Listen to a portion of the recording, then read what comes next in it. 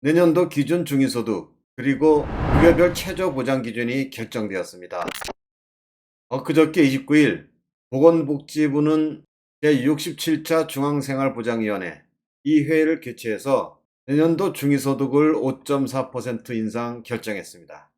그리고 수급가구 중에 70% 이상을 차지하는 1인 가구의 경우는 6.48%로 올렸습니다. 바로 찾는 알찬 정보 바로 TV. 안녕하세요. 바로TV입니다. 죄송합니다만 제가 그동안 바쁘다는 핑계로 영상을 제대로 올리지 못했습니다. 가급적 틈나는 대로 좀 더 좋은 정보가 될 수 있도록 더욱 노력하겠습니다. 이번 기준 중위소득 결정 소식은 이미 여러 언론에서 많이 취급했습니다만 대체로 단발성 기사이다 보니까 좀 더 자세히 설명드리는 게 필요하겠다 이렇게 생각이 들었습니다. 끝까지 시청하셔서 도움이 된다면 구독과 좋아요를 한 번씩 부탁드리겠습니다. 여기서 중위소득이란 전체 가구를 소득순위로 나열했을 때 중간에 해당하는 가구의 소득입니다. 그래서 매년 통계청이 표본조사를 통해서 발표하는데 이는 전체 가구의 평균 소득과는 다른 겁니다. 어쨌든 이 소득계층을 구분하는 기준으로 흔히 사용된다고 하는데요. 즉 중위소득의 50% 미만은 빈곤층, 50%에서 150%는 중산층, 그리고 150% 초과는 상류층 이렇게 분류된다고 합니다.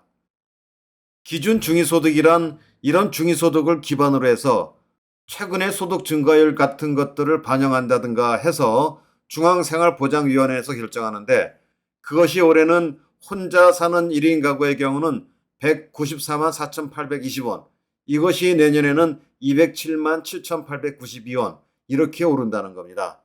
4인 가구라고 한다면 올해는 512만 1,080원인데 이것이 내년에는 540만 964원 이렇게 인상된다는 거죠.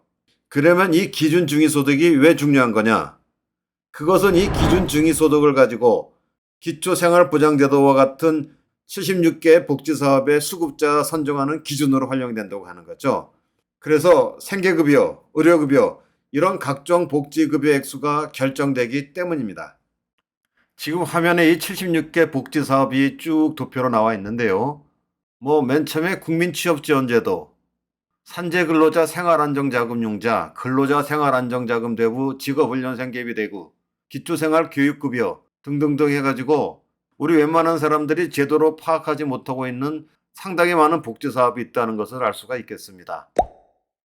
그래서 중생위에서는 이번에도 내년에 각 급여별 선정 기준 그리고 최저 보장 수준도 확정했다는 거죠. 이 급여별 선정 기준은 기준 중위소득 대비 일정한 비율을 적용합니다. 그래서 생계급여의 경우는 기준 중위소득의 30% 이하, 의료급여는 40% 이하, 주거급여는 47% 이하, 교육급여는 50% 이하 가구에게 지급됩니다. 이 기초생활보장제도는 대표적인 우리나라의 복지제도이다 보니까 좀 더 각 수급자들을 자세히 살펴보겠습니다. 즉 생계급여는 최저생활을 보장하는 수준으로 지급해 주는데 최대 급여액은 4인 가구를 기준으로 한다면 올해 153만 6,324원, 내년에는 162만 286원입니다. 1인 가구의 경우는 올해 58만 3,444원에서 내년에는 62만 3,368원으로 올랐습니다. 단 이 생계급여는 소득이 이 기준보다 적으면 그 부족한 만큼을 정부가 급여로 보충하는 겁니다. 예를 들어서 어떤 4인 가구의 소득이 월 62만 원이다. 이렇다면 최대 급여액과의 차익인 100만 원가량 정도를 받을 수가 있다는 거고, 그런데 그 4인 가구의 소득이 0원이다. 그러면 최대 급여액을 못 받는다. 이렇다는 거죠. 의료급여는 기존과 동일하게 급여 대상 항목에 대한 의료비 중 수급자 본인 부담 금액을 제외한 전액을 지원합니다. 4인 가구 기준의 월 소득이 216만 386원, 그 이하이다 하면 의료급여를 받을 자격이 생깁니다. 지금 화면에는 의료급여 본인 부담 비용이 나와 있는데요. 좀 같이 보도록 하겠습니다. 근로 능력이 없는 일종 의료급여 수급자는 입원비가 무료입니다. 1차, 2차, 3차 병원이 다 무료이고 약국도 무료입니다. 단 외래 진료의 경우는 1,000원에서 2,000원의 진료비를 부담한다고 하니까 실제로 상당히 큰 혜택을 주는 거죠. 근로 능력이 있는 이종수급자, 이 경우는 1차건, 2차건, 3차 병원이건 입원비의 10%만 내고 외래 진료비의 경우는 동네 의원에서는 1,000원, 병원 이상에서는 15%를 부담합니다. 그리고 이 본인 부담 상한액이 있는데요. 1종의 경우는 매월 5만 원 이하이고 2종의 경우는 연간 80만 원 이하입니다. 주거급여도 한번 볼까요? 지금 화면에 2023년 임차 가구 기준 임대료 이런 도표가 나와 있는데요. 가구원 수별에 따라서 그리고 지역에 따라서 지급 금액이 좀 차이가 있습니다. 예를 들어서 1급지 서울에 살고 있는 1인 가구의 경우라면 매달 33만 원까지 지급합니다. 2인 가구의 경우는 37만 원, 3인 가구의 경우는 44만 1,000원, 4인 가구의 경우는 51만 원, 5인 가구의 경우는 52만 8천 원, 6인 그리고 7인 가구는 똑같이 62만 6천 원을 지급합니다. 그 오른쪽 괄호 안에 있는 것은 올해에 비해서 내년 인상 비율을 표시하고 있는 겁니다. 2급지는 경기와 인천이고 3급지는 광역시, 세종시, 그리고 수도권 외의 특례시를 가리키고 4급지는 그 외 지역인데 지역에 따라서 매달 지급하는 기준 임대료가 차이가 있다는 것을 알 수가 있을 겁니다. 지금 화면에는 내년도 자가가구 보수 한도액 도표가 나와 있습니다.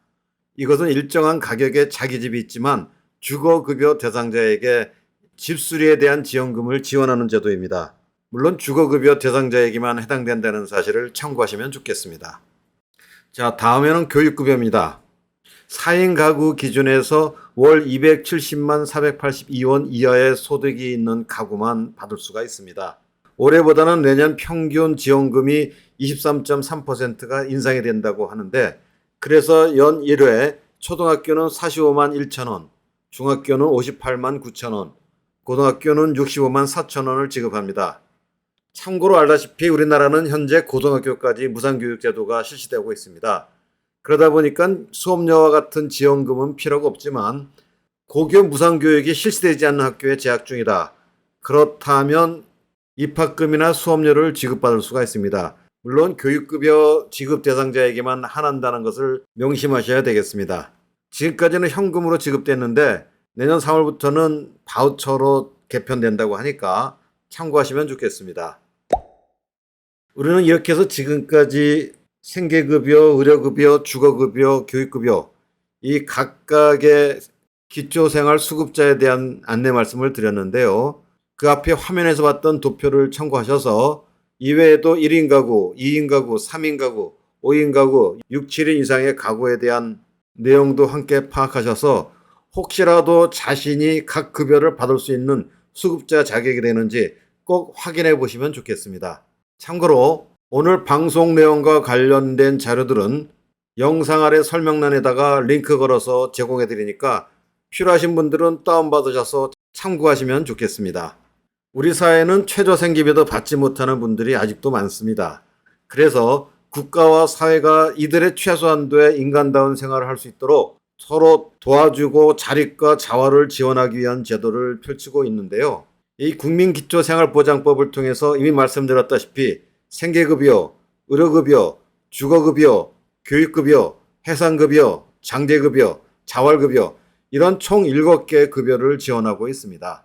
아직도 여러 가지 미진한 부분이 많다고 보지만 꼼꼼히 챙겨보시면 생각보다 상당히 많은 지원 제도들이 있다는 것을 확인하실 수가 있을 겁니다. 만에 하나 여러 어려운 상황에 처했을 때 이러한 기회를 잘 활용하신다면 보다 나은 생활을 꾸려나갈 수 있는 좋은 기회도 될 수 있을 것이라고 봅니다.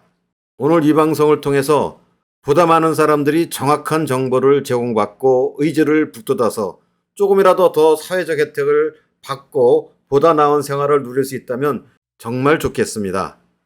지금까지 바로TV가 말씀드렸습니다. 시청해 주셔서 깊이 감사드립니다.